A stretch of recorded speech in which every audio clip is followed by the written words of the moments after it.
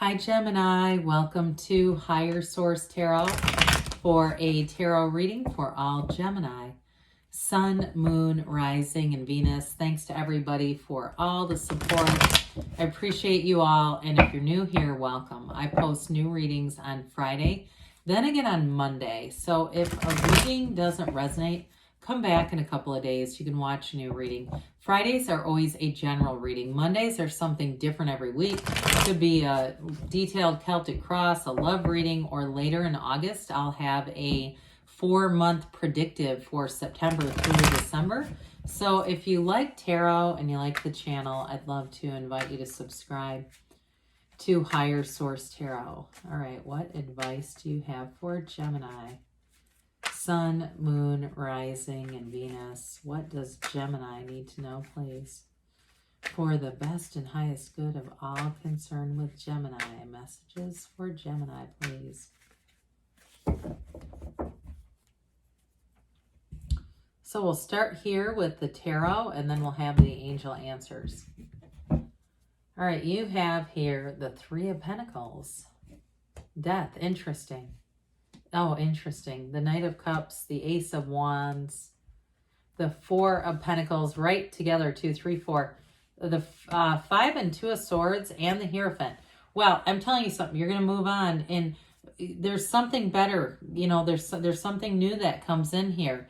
You're going to have good stability with money with that 3, 4 of Pentacles. The 4 kind of gets a bad rap on YouTube as the miser, but 4s are like the 4 legs of a table. So especially that one brings in stability with money. So we have here Scorpio. We've got Taurus showing up. We've got it looks like all the elements coming in here. So with this three of Pentacles here, 3s are about multiplication, development, growth. And so if you have something at work, you may be getting a lot of recognition, any kind of projects, or even if you're doing something in customer service, I do get where you get recognized, like you might get a nice little Google review or something like that. Now, for some of you, the Pentacles also, this can be about where you're living. And I do get with that 4 of Pentacles, 3 of Pentacles combo, somebody here, if you are moving in together, if you're moving in with someone, or if it's a move, it may take a while, but I do feel like you'll save money. And so if you've had a situation too where things have just been kind of backed up because of the way the housing market is and things like that, I feel like they tell you just hold tight and keep saving and keep getting yourself prepared. I also get too, and I don't bring this up often, but somebody here, if it is something where you're going to be making an upward move, if it's a mortgage, if you're building a house and you've had some delays and things like that, to start already pretending like you're paying that payment, but taking the extra money and putting it into the bank with this. Does that make sense? So if your rent payment is $1,500 and you know you're going to get a mortgage and it's going to be $2,000, you take that extra $500 in the meantime and you keep putting it in the bank. Somebody here, I get that. And I'm not trying to give you financial advice. That is not what the tarot is for. I just get that message, like somebody's doing something like that, or you're doing something with money in a conservative way, and it's not lack, okay? But I do feel like you're going to get a result, whoever's already doing that. And even if it's things like you do things like one day you just decide, you know, for this many days, I'm not going to spend any money. And again, not because of lack, but in a more deliberate, disciplined way. I almost get like the Emperor energy for somebody here with money. That's good though, because he's nobility. So with the Death card here, endings are new beginnings in the tarot. It's definitely transformation or transformational. And somebody too, this also may have to do with that money issue. If you found that over the years, some, money kind of seems to come and go quickly, this also may be a turning point for you. Now, in terms of relationships here, there's something here that's been on a bit of a stalemate. And I do feel like if you've had a breakup and it just has not gotten back together, you have somebody new coming in. And this is like walking over the wreckage of the past. It's that dawn of a new day. Your ship is coming in here. And so with the Death card, it's always change. It's new from the old, and it's the letting go. It gives you a new life. The card depicts literally stepping over dead bodies.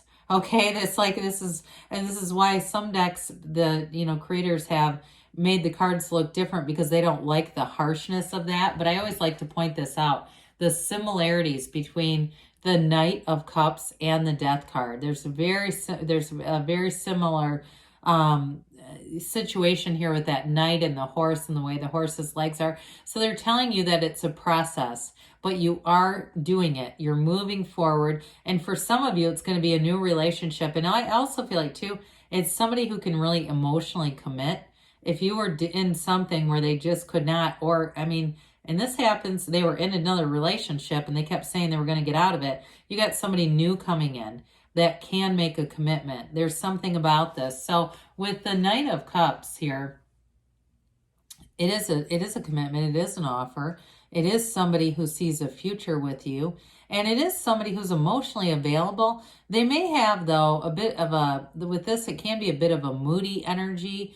And it also, too, can be somebody who's very social. They have lots of friends. And it's not an indication that they can't commit in terms of relationships. But I do feel like they may have a bit of a robust social calendar with this.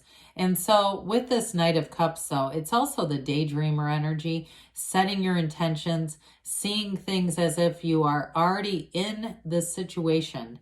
So those of you that are saying the money and the stuff, that's me, is seeing yourself as having, looking at your bank statement, seeing the number that you know it can get to if you do those practices. Or again, with discipline and the Pentacles too, it can also be the physical body. So those of you too that are doing something with the physical body, this all ties together. It's all connected. So in terms of love, though, we did mention you definitely have a partnership here. And with the Hierophant and that Ace of Wands, it's not only an exciting relationship, you've got love, the passion of the Wands, and the high morality of the Hierophant, that energy of really being connected with somebody and being a true partner. The Hierophant is one of the best life partners you could ever pull in. So with the Ace of Wands, anything new that you're starting, there's a great enthusiasm with this. So for some of you, again, if you're waiting on a move and it just hasn't happened, you may find that you start doing other things just to have some excitement in your life where you say, if I keep focusing on this, I'm going to squeeze all the energy out of it, and it just never seems to come. So you may find too that in the meantime, you find new areas where you can kind of, build some talent, build some skills. And if it's a job situation for you, I almost get though too for somebody here that piling up of money, it's like the thrill of that too. There's something about it that's almost thrilling. And that there's no downside to that. I'm not knocking it. I'm just saying that whatever you do with this Ace of Wands, that's the energy. It's that thrilling kind of energy. It's something new, but it gives you a drive with the Wands. It gives you focus, drive, and you move forward with this. So in the Four of Pentacles, we talked about this one already. So there may be a bit of a conservativeness in terms of finance, in terms of, too, I mentioned the physical body for some of you. You may cut out some things, and it's not because you can't afford them. It may be more of a, I really do want to monitor what I'm doing here, eating, drinking, all that kind of stuff. This also, too, can be an energy where you clean some things up around you. It's just a measurement and order. There's like a lot of, in terms of getting your life ordered and really stable, this actually is a good energy. And so with this Five of Swords, now I mentioned this before, some of you, it relates to the Death card. It's change. And it's time to leave something behind that has conflict in it, especially too, if it's a lot of texting, rude texting, somebody that just blows up your phone, you may end up blocking them. I even get that. And again, I'm not trying to tell you what to do. I'm just getting messages, okay? So with this Five of Swords, I just feel like you have no interest in conflict. Now, I also think that you're going to see something. You have that Two of Swords, something with a partnership, something that you may not have seen or didn't want to see. And these two work together. So with the Five of Swords, Two of Swords, there's going to be something that comes to light here. And I do feel like it allows you to release it if there's been something that you've been hanging on to or hanging out in, and it just didn't feel right, because this is not a comfortable energy at all. It's very abrasive. And so, you see that cloudiness, that bleakness. And of course, with the Two of Swords, those two swords, the bottom represents fear. The top sword represents anger, Gemini. So with this, I do feel like it's going to be putting to rest, putting to end something that feels like kind of a long conflict, an energy that just was not resolving. So with the Hierophant, I like the Hierophant right next door to those two because the Hierophant holds up his hand and says, be still and know. This is an energy of commitment and devotion. He holds the keys to the universe right at his feet. It's like it's right in front of you, Gemini. Good things are coming when you have this kind of energy. This also, too, the Hierophant is connected to the numbers 3, 7, 12. So for some of you, it can be all the way up until December. You know, we get into this cycle. That's as this begins and really gets some momentum. Now, with the Hierophant, it's also a card of intuition, so meditate. He is the secret force called forth.